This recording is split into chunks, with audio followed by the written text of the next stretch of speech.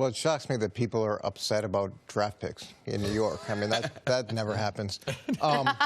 So, no, we talked about this yesterday. If you believe that he's your guy, then you spend whatever you need to spend to go get him. And it made a lot of sense for them to take Daniel Jones. He has a pedigree that's similar to the guy that they love in terms of Eli Manning. He's an efficient passer that people talk about that he doesn't have a strong arm. But with Pat Schumer's system, it's a West Coast offense. It's not predicated on these deep shots. It's more catch and run. It's about making the right read. It's about being efficient. It's about and he is fully committed to that system. So from a fit that way, it also makes sense. When you look at the market, Daniel Jones' market was real. He could have potentially gone to Miami. There was some feeling for him in Washington as well. Who knows what Denver would have done? So when that market is real, you've got to take him where you need to take him. We saw with Patrick Mahomes. That market was real. What did Kansas City do? They jumped up in front of New Orleans, and they took the guy that they wanted. So for the Giants, guy that they like, a system fit, we'll see how it works out. But it makes sense why they took him where they took him. Last year, Gettleman, all those quarterbacks available, he said, my mom could have made this pick. This guy's a Hall of Famer, future Hall of Famer. His mom wouldn't have picked this one, Coach. So I got to disagree with you. Now, even though he has the same start point as the coach, he is not Eli Manning in college. He is not Peyton Manning. Go back and watch them in college. Wasn't them in high school either. Oh, I mean, they were elite of the elite ever since they led that high school down there, Newman something, in New Orleans. They led them to state championships year after year. They were some of the top recruits in college football, and they were some of the best college players. If you would have asked me to name 20 to 30 college players, I would have gone over them, and you wouldn't have heard of Daniel. You wouldn't have heard of Damn Jones. All right? So in the college football that I watched, he was not one of the better players. Now, I do respect Coach's opinion, and I do understand. Because I've been in NFL locker rooms. I've been sitting in my house. Man, we need this kind of player. In the organization, Dennis Green, there is no one in football I believe in his evaluation. I saw what he would do with players, how he cooked personalities and how they would fit. But there was a lot of times I was puzzled by what Denny was doing. Man, there was one time that we needed a defensive end, and they drafted Dante Culpepper out of Central Florida. I'm like, what? Hey, bro. Right after going 15-1. I only got a couple years left. Yeah. We just went 15-1, NFC Championship, Moss, and we got two quarterbacks. We got Cunningham, we got Brad Johnson, we got two quarterbacks. They take, you know what we passed on? Javon Curse. Man, we could have used a pass rush.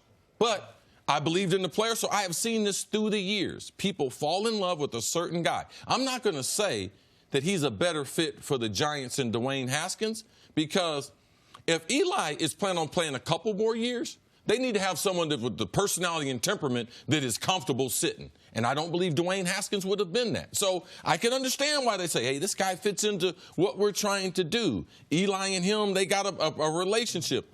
Okay, but I need you to live with the results. And when you were on the board at 6, your mother nor anyone else in your family thought you were going to select him. Coach, I agree with you on one point, which is if he's your guy, you don't wait till 17 because he could be gone.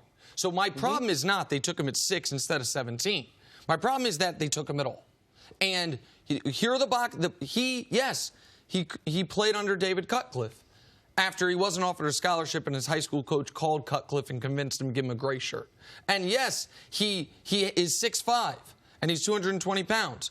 And all that height and all that weight led to him being the 7th or 8th best passer in his own conference this year.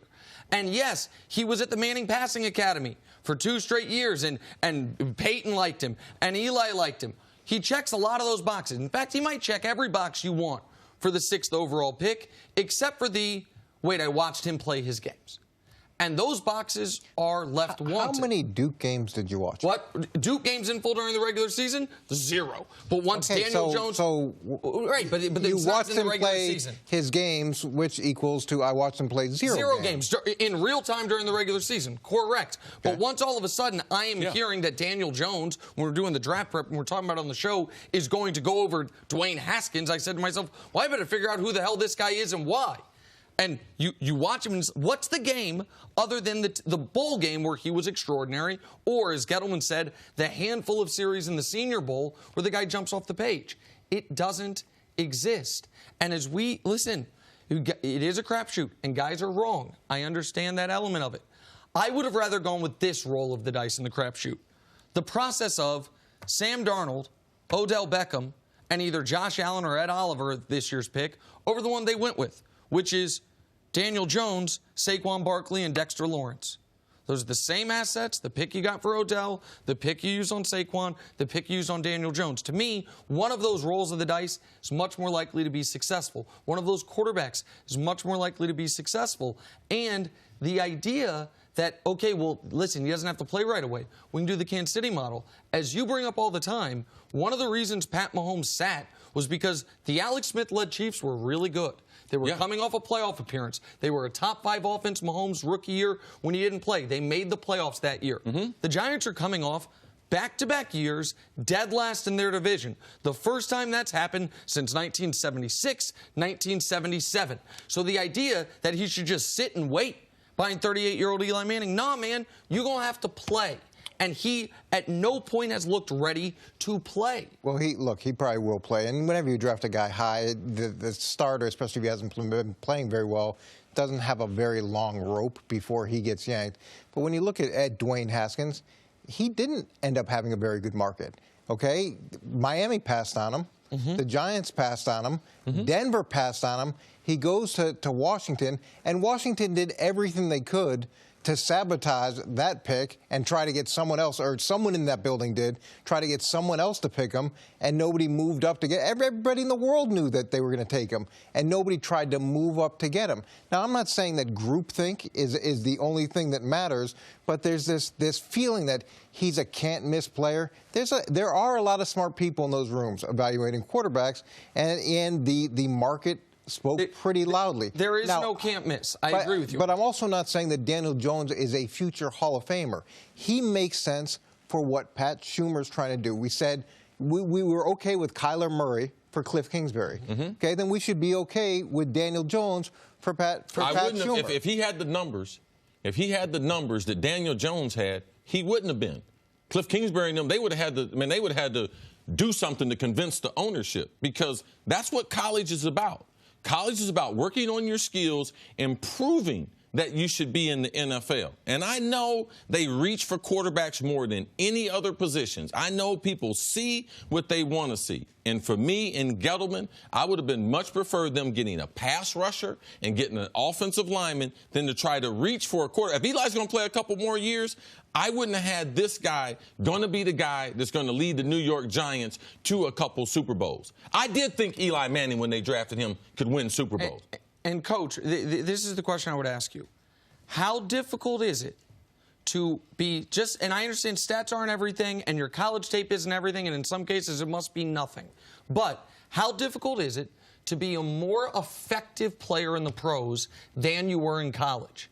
Because Kyler, of course, is all these other top-ranked quarterbacks, their numbers are going to go from college numbers here to pro numbers here if they're lucky. Kyler's averaging 11.5 yards per pass. Haskins, 9. We know. For Daniel Jones to be successful, he can't stay at his college stats. He has to markedly jump. He has to markedly improve. In your history in the league, is that realistic? Is that something guys typically do? Look, I was there in Tom Brady's rookie year. I watched Tom Brady post-practice every day.